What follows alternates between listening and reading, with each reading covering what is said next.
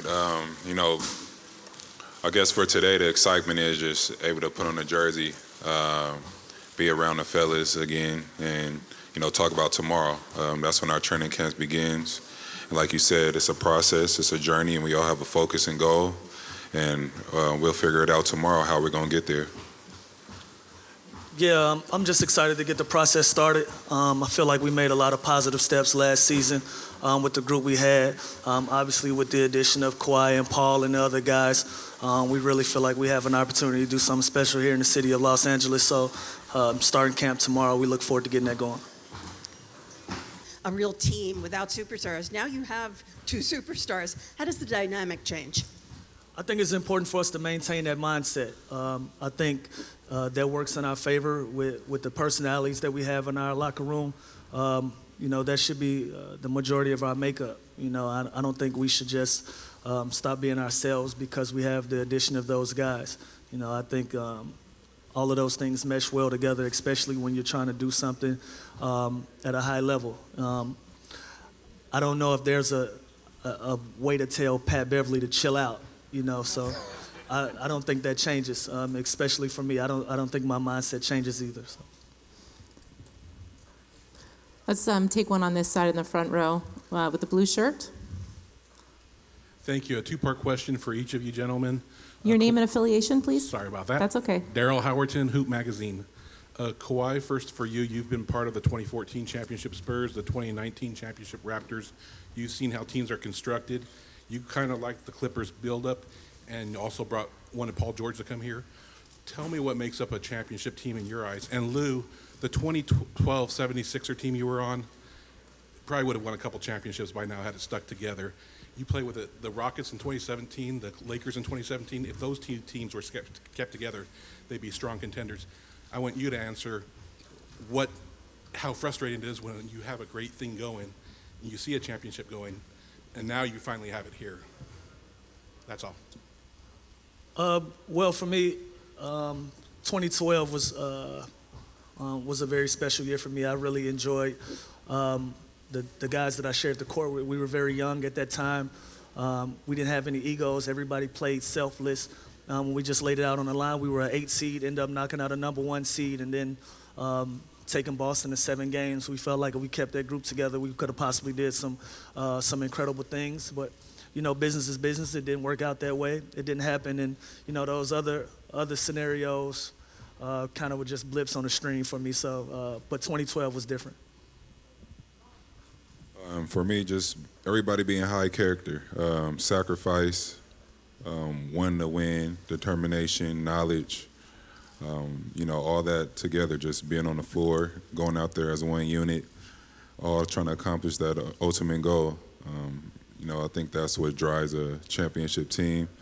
And, you just figure out the bumps and roads on the way there. It's about enjoying the journey and not getting ahead of yourself, not skipping any steps. So, that's what I think the process is on those two teams. But you also have to stay healthy as well. And, you have to be blessed. Next question. Shelley Smith from ESPN. Kawhi, what'd you do with the fish? Where's she at? What did I do with the fish? Like anybody else would do. Have somebody fillet it if you don't, or fillet it yourself. And cook it and eat it. You ate it. What kind of fish was it? I think we caught some rockfish, some salmon groupers out there. It was a good time. It was a good day for everybody. What was the technique you used to grab the biggest fish of the day? I didn't grab the biggest fish of the day. Well, then who did? The lady, Denise did. Yeah, Denise. She grabbed the biggest fish. I grabbed the smallest fish. Was that the taco one? They threw mine back in the water. That's how small it was. Denise will be available later for questions about her big fish. Next question all the way in the back with the black shirt. Oh, I'm sorry. BT already go. Brad Turner, LA Times. Lou, this is for you. You and Montrez combined to help you guys have one of the best benches in the NBA, but you guys have more depth now. How would that help you guys, and how beneficial would it be to have some more help off the bench? Yeah, I think mentally for us, I think we should just stay in the mindset of just continuing to build, continue to grow. Having depth isn't an issue for us. You know, obviously, everybody should just kind of go into the season with the mentality of just putting stats and putting records and history and all of that stuff aside. If it's not for the benefit of the team, you know what I mean? And so, what Trez and I did last year was very special, but we look forward to building with this new group of guys and seeing what we can do.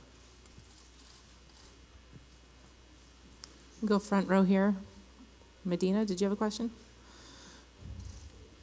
Mark Medina, USA Today. This is for Kawhi. From what the training staff's told you, how similar or different do you get a sense you'll be managed in terms of your workload this season?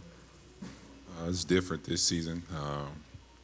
Last year I was going in with the injury that I was dealing with the year before. It still was lingering, and we knew that I had to be healthy going throughout the season and making it to the playoffs. But, you know, this year I'm feeling good. I'm feeling way better than I was at the start of last season. But there's really no plan laid out yet to discuss with everyone. Hey guys, Cameron Buford here, Los Angeles News Observer. Got a question for each of you guys. Mr. Williams, what was your impression of Kawhi Leonard before him joining the Clippers?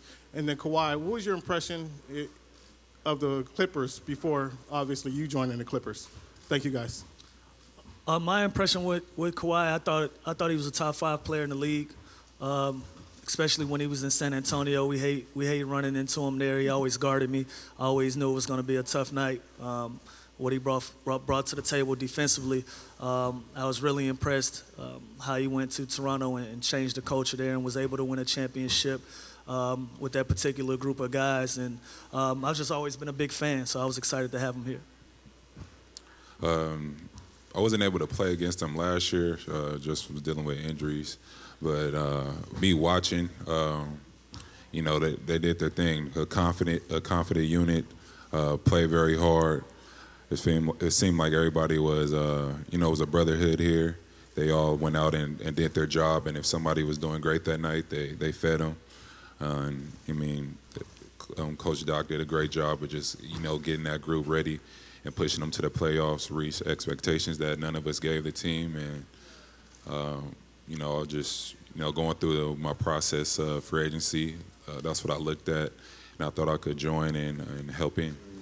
Some of the other All-Stars in the NBA have been declaring that they want to do it, so I just wondering where you were with that.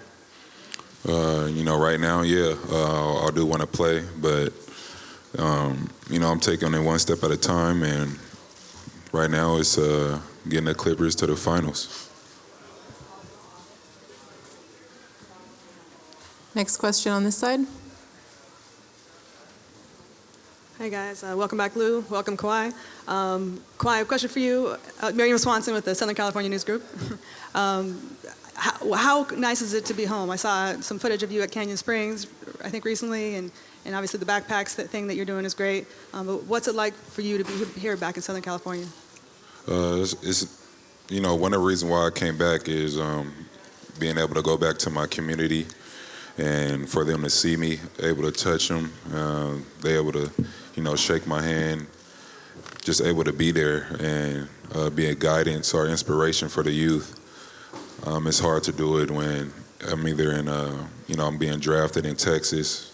We really don't have no time, but the 2 games that we do come out here, and then last year I was in a totally different country, and I was on the East Coast, so it was only about twice that I came out here. But like I said, it's one of the big reasons why I came back. I'm able to be a part of the community that I grew up in and just let them know it's not a myth, and that I really, you know, was just in their shoes one day, one of those days, and they could be in my shoes. Next question over here. Let's go to Ramona in the back. Thanks, Jamie. Ramona Shelburne, ESPN. Just a question for Kawhi. I know you were one of the people who attended Kobe's camp that he did, or secret invite camp up at the Mamba Sports Academy. What was that like with all the players that were there, and also what's your relationship like with Kobe now and what it's been like? I think it's a good relationship. I didn't play, though. I just went up there and conversated with him. But it's a good group of talent that went.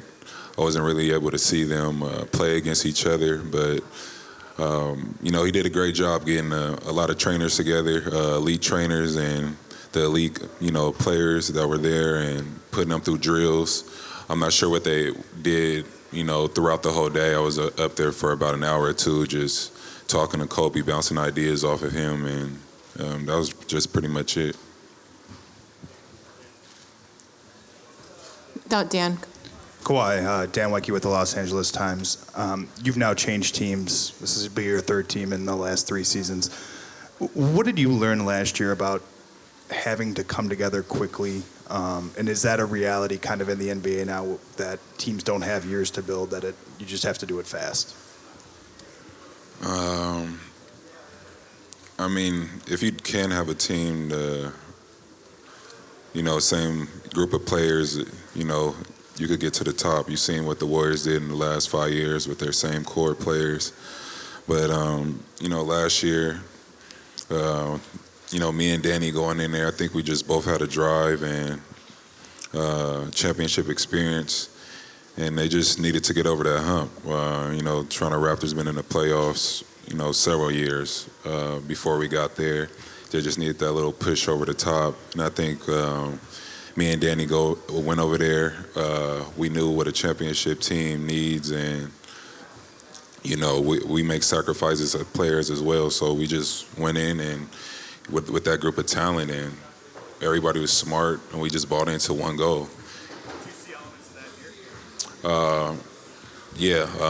Like I said, last year, it seemed like watching them was like a brotherhood for them being on the floor together.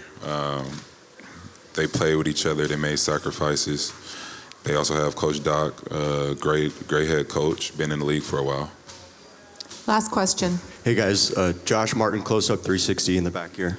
Now it seems like the way that the team has been constructed, you're going to have a pretty strong defensive identity. And when you think about building that, how important is it to you to have sort of an off-court chemistry? And what have you guys as leaders of the team done to help facilitate that? We've done several things. Chemistry is a real thing. I thought it was important for us to be in a room with each other as much as possible to start building that camaraderie, to understand what each guy brought to the table personality-wise. That way, once we get into the season, once we get into those fourth quarters where we need to communicate and our competitive spirits is high, your words won't be misconstrued. Your teammates can understand that you're coming from a positive place and you have a common goal of trying to win the basketball game. And so that camaraderie is important, when you get to know guys. And I think we almost, we speak every day, if not every other day, just building that and just understanding who each other are. So it's important.